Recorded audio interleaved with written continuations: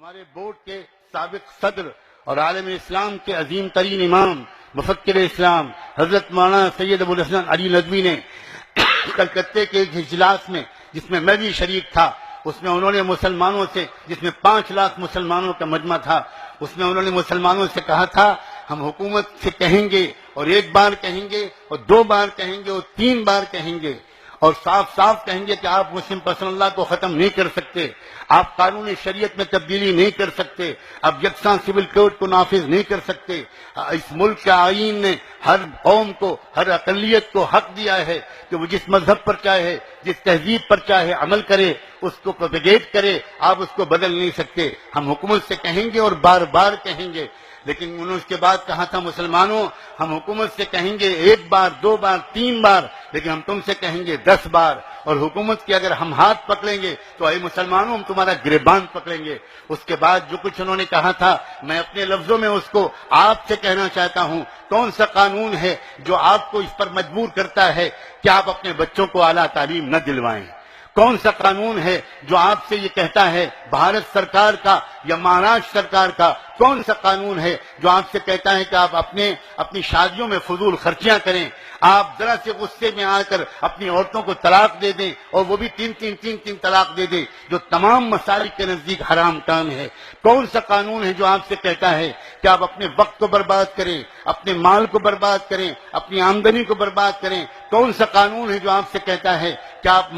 پان مسالہ کھائیں اور تمباکو کھائیں اور اپنی صحت کو خراب کریں؟ کون سا قانون ہے جو آپ سے کہتا ہے کہ آپ ضرور اپنے بیٹے کی شادی میں اپنی جس بہو کو آپ لے کر آ رہے ہیں اس کے ماں باپ کا خون چوس لیں، جہیز کا مطالبہ کریں؟ آپ خود شریعت کے قانون پر عمل نہیں کریں اور اس کے بعد آپ حکومت سے مطالبہ کریں کہ تم شریعت کے قانون پر عمل کرو، یہ 100% ناانصافی ہے،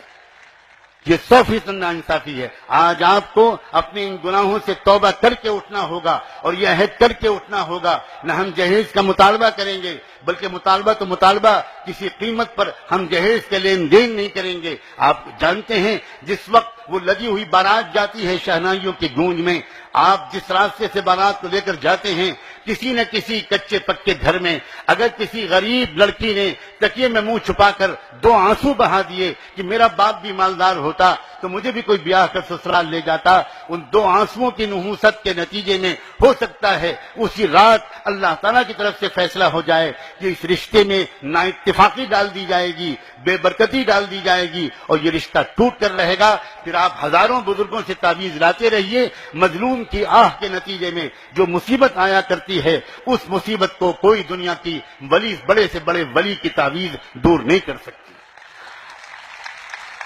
مسلم پسندہ بورڈ مسلمانوں سے صاف صاف کچھ بات کرنا چاہتا ہے، وہ صاف صاف کہتا ہے، یہی خصوصیت ہے مسلم پسندہ بورڈ کی۔ یاد رکھیے، حکومت کے خلاف باتیں کرنا زیادہ آسان کام ہے، نعرے لگوانا زیادہ آسان کام ہے، تالیاں بجوانا زیادہ آسان کام ہے، لیکن برسرعام اپنے سماج کی خرابیوں پر ٹوکنا یہ زیادہ مشکل کام ہے۔ آپ صرف مسجد میں مسلمان رہو اور باہر مسلمان نہ بنو، یہ نہیں چلے گا۔ اور میں صاف کہتا ہوں، اکثر مسلمان مسجد میں تو مسلمان ہوتے ہیں لیکن باہر مسلمان نظر نہیں آتے۔